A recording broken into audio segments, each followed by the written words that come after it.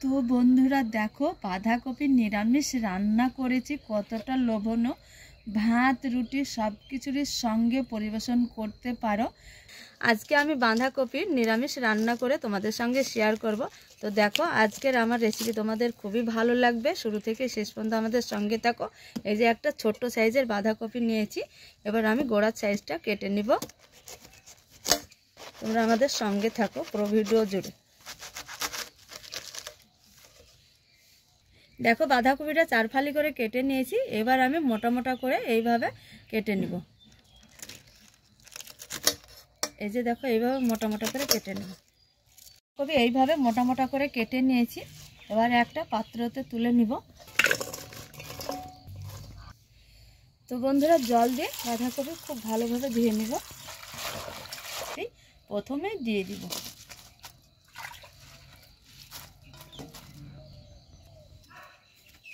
তো বাঁধাকপি জল পাল্টে 2-3 বার ধুয়ে নিয়েছি। এইখানে দিয়ে দিব স্বাদ বুঝে একটু লবণ দিয়ে বাঁধাকপি এইভাবে একটু মেখে নেব।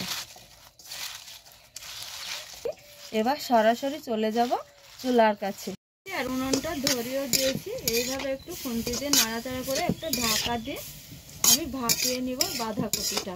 তো দেখো বন্ধুরা ঢাকা দিয়ে আমি ভাপিয়ে নিয়েছি বাঁধাকপিটা, এবার আমি তুলে নিব।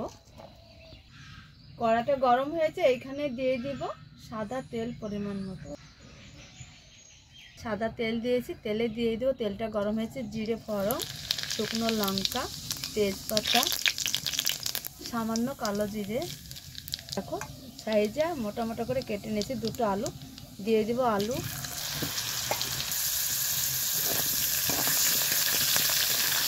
দিয়ে দেবো এখানে পরিমাণ মতো একটু লবণ, এখানে একটু হলুদ, খুব ভালো করে একটু ভেজে নেব।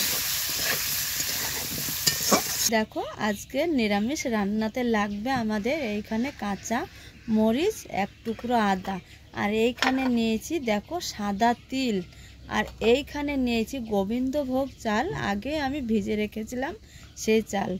এইগুলো আমি শিলনোড়ায় বেটে নেব বন্ধুরা। ভালো করে কষিয়ে নিয়েছি, আর কষার সঙ্গে সঙ্গে আলুটাও সেদ্ধ হয়েছে, ঢাকা দিয়ে কষিয়ে নিয়েছি। এবার এইখানে দিয়ে দিব যে ভাপানো বাঁধাকপি যে জলটা, সেই জলটা রান্নায় লাগবে বন্ধুরা। এইভাবে একটু কষিয়ে নিব বাঁধাকপি আলু একসঙ্গে। এটা হচ্ছে চাল বাটা, আতপ চাল বাটা, সে তিল বাটা, সাদা তিল বাটা, কাঁচা মরিচ, আদা বাটা, সমস্ত কিছু বাটা দিয়ে দিয়েছি। এইভাবে একটু খুন্তিতে খুব ভালোভাবে মিশিয়ে দিব। রান্নাটা প্রায় আমার শেষের দিকে, এইখানে দিয়ে দেবো সামান্য একটু ঘি, এই চামচের 1 চামচ ঘি। খুন্তিতে একটু মিশিয়ে নেব। আর দেখো কতটা লোভনীয় হয়েছে, ভাত রুটি সব কিছুর সঙ্গে সবাই কিন্তু খেয়ে নেবে। তুলে নেব।